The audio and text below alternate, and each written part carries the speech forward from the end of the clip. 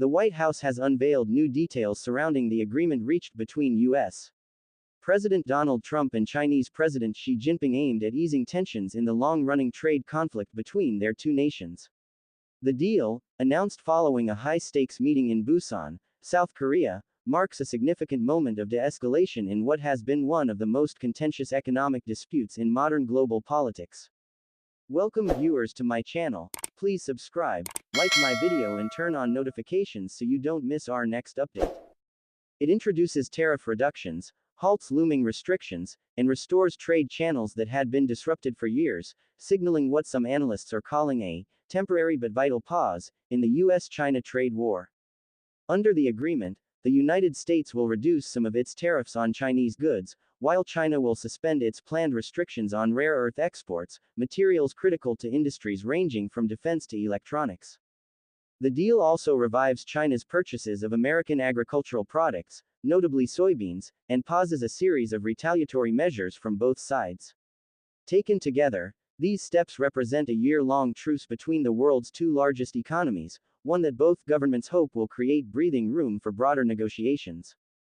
The accord, reached on Thursday after days of back-channel diplomacy and intense economic consultations, extends the fragile peace achieved in prior trade talks, preventing the situation from escalating into a full-blown tariff war that could have further disrupted global supply chains and markets. According to the White House, the deal reflects a balanced and reciprocal understanding between the two powers, though it remains fragile and subject to ongoing review. The first major element of the Trump-Xi agreement centers on tariff reductions, particularly those tied to fentanyl-related goods. The U.S. had previously imposed a 20% tariff on certain Chinese exports linked to precursor chemicals used in the production of fentanyl, an opioid that has devastated American communities. Under the New Deal, the tariff will be halved to 10%, a move that U.S. officials say will lower the average tariff rate on Chinese imports to about 47%, down from roughly 57%. While still high by pre-trade war standards, the reduction signals a softening in Washington's stance, particularly on items that had drawn diplomatic criticism for potentially complicating anti-narcotics cooperation between the two countries.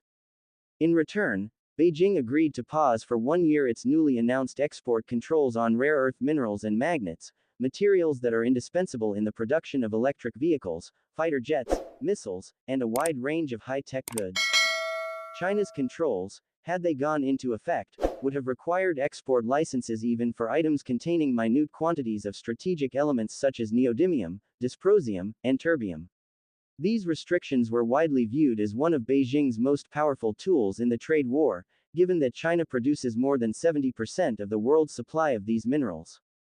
The White House said China will now issue broad, general licenses for the export of key minerals including rare earths, gallium, germanium, antimony, and graphite, materials vital to U.S. industries. Officials described this as the de facto removal of controls Beijing had previously imposed in both April 2025 and October 2022, effectively reopening supply chains that had been at risk of major disruption. This concession was critical for Washington, which has been striving to reduce its dependence on Chinese minerals while simultaneously avoiding shortages that could cripple manufacturing sectors at home. China, in turn, will suspend all retaliatory tariffs it had implemented since early March. These duties targeted a wide array of U.S. exports, from agricultural products like soybeans, pork, and corn to industrial goods such as cotton and dairy.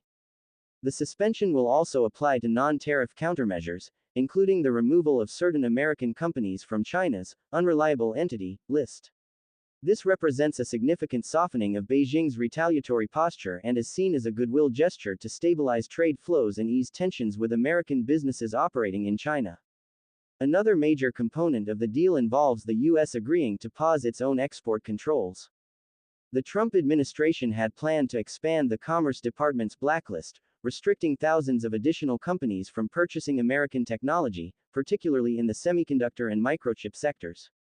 This move would have targeted firms even partially owned by already sanctioned entities, effectively cutting off a vast network of Chinese manufacturers from essential U.S. components. By agreeing to suspend these controls for 1 year, Washington aims to prevent further economic fragmentation and allow space for negotiation over global technology supply chains. One of the most politically significant victories for Trump within this agreement involves agriculture, specifically, soybean sales. China committed to purchasing at least 12 million metric tons of U.S. soybeans before the end of 2025, followed by annual purchases of at least 25 million metric tons over the next 3 years. For American farmers, many of whom form a key part of Trump's political base, this is a welcome development.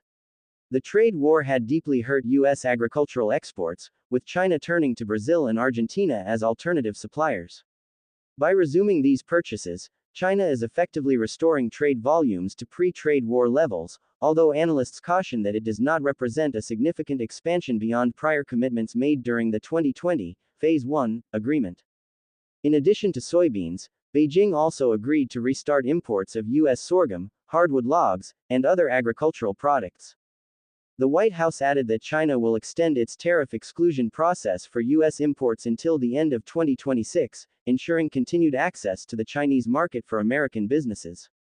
Beijing will also terminate a range of investigations, antitrust, anti-dumping, and anti-monopoly probes that had targeted U.S. firms in the semiconductor supply chain. This is viewed as a gesture to restore trust and signal China's willingness to engage in fairer competition. A lesser-known but economically consequential part of the agreement concerns maritime trade. Beijing will withdraw its retaliatory fees and sanctions on shipping entities linked to the United States, while the Trump administration will pause for a year its newly introduced port fees on Chinese-owned, built, or flagged vessels.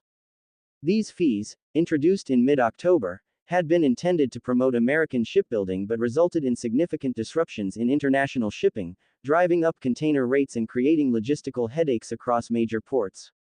Both countries have now agreed to resume dialogue on this issue, with Washington continuing separate talks with South Korea and Japan on revitalizing its shipbuilding industry. The fentanyl crisis, a sensitive political and humanitarian issue in the United States, also forms a critical pillar of the new understanding. China has pledged to implement significant measures to curb the production and export of precursor chemicals used in fentanyl manufacturing. These steps will include tighter controls over domestic chemical producers, stricter licensing for exports, and cooperation with U.S. authorities to track and stop shipments headed for North America. U.S. Treasury Secretary Scott Bessent confirmed that bilateral working groups will soon establish quantifiable benchmarks to measure progress in reducing the illicit flow of these substances, marking what Washington hopes will be a new era of practical cooperation on the opioid crisis. For Trump, this agreement represents both an economic and political win at a critical moment. By securing tariff relief and expanded agricultural trade while pushing China to act on fentanyl, he can present the deal as evidence that his America First strategy delivers results. For Xi, the arrangement helps stabilize China's export sectors amid slowing domestic growth and growing international scrutiny. Both leaders are presenting the deal as a victory for national interest, even as analysts warn that the underlying structural tensions over technology, market access, and global influence remain unresolved. The agreement does not end the trade war, but it does signal a pause in hostilities and a return to pragmatic negotiation. Economists caution that the truce may be temporary, given the history of failed enforcement mechanisms and mutual suspicion between the two governments. Nonetheless, with the global economy still fragile and geopolitical tensions running high, the Trump-Xi Accord offers a rare moment of relief and an opportunity, however limited, for both nations to recalibrate their increasingly fraught economic relationship. In the words of one White House official, "This is not peace, but it is progress."